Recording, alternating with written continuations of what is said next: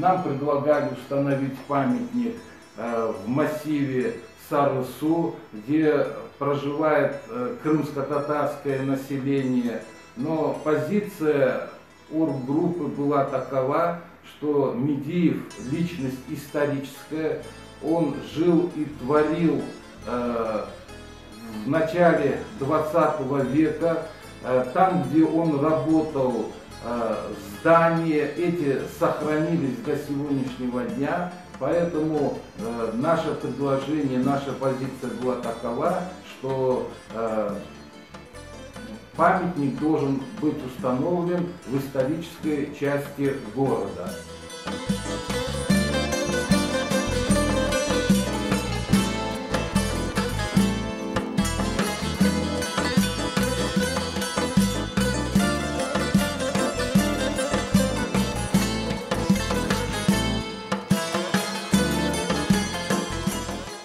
Сумма, необходимая для реализации проекта, еще подбивается.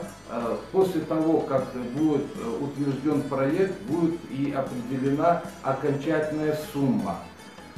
Медиев скончался в 1912 году, и вот прошло уже 108 лет. До этого момента памятник крымско-татарскому видному общественно-политическому деятелю до сего времени он отсутствует.